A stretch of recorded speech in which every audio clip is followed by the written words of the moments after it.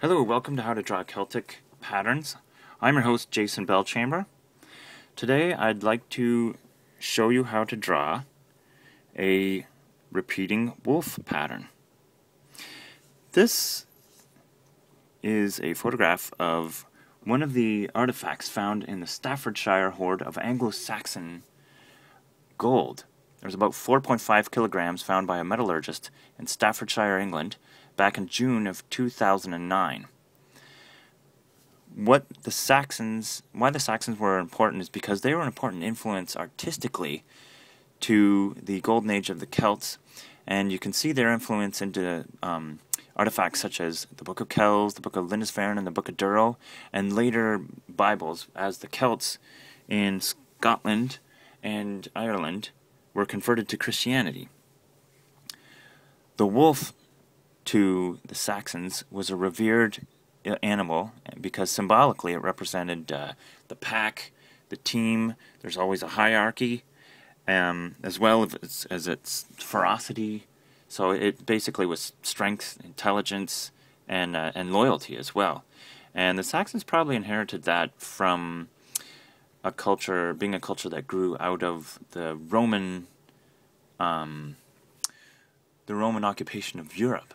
And of course the Romans revered the wolf too, because Rome was legendarily found by Romulus and Remus.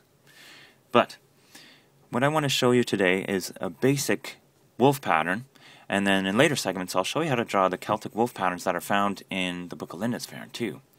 But today, this little wolf motif is what we're going to begin with.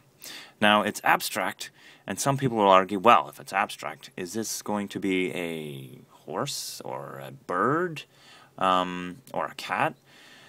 No, it wouldn't be a horse because the paws are split more than once, and a horse hoof isn't split, of course. And a stag hoof isn't split more than once. It's also a quadruped, so I don't think it would be a bird. And it's just because there's so many surnames, or first names in Saxon history that end with the name wolf, like Beowulf, or AEtherwulf, or AEtherwulf, or Cedrwulf. That just shows you how important it was to them. Now, how do we draw this pattern? The way to do it is to break it into grids. This would look really nice as a border around a book page. But what you want to do in order to make this pattern easy to repeat is to see how many steps it breaks up to in a grid.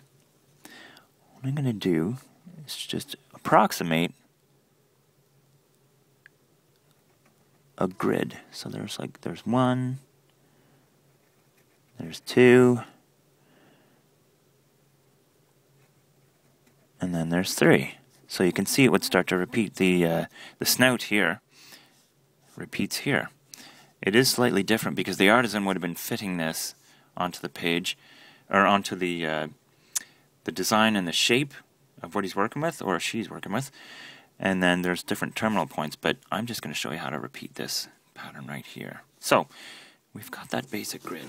What I'm going to want you to do is take your 4H pencil and your ruler and your eraser. The markers we'll get to next. Draw a line with 6 squares.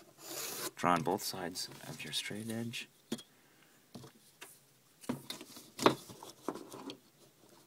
Draw it up and down like this to get your grid. So there's 1, 2, 3, 4, 5. Well, looks like I'll be able to fit this on the camera with 5, so we're going to work with that.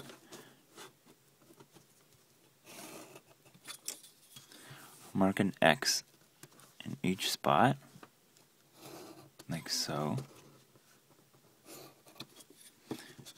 just so you can get an idea where the center of it is.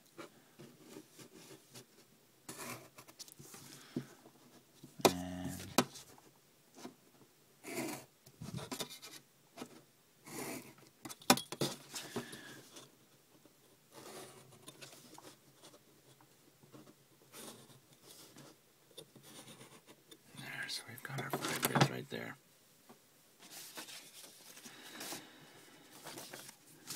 Next, we're going to just fold this page so you can begin to see how it repeats. So here's one grid right here. We are going to transpose this one into this grid. So here's 1, 2, 2, 3, 3, and then it will repeat again, 1 and 3. So in the next segment, I'm going to show how to fill in this design.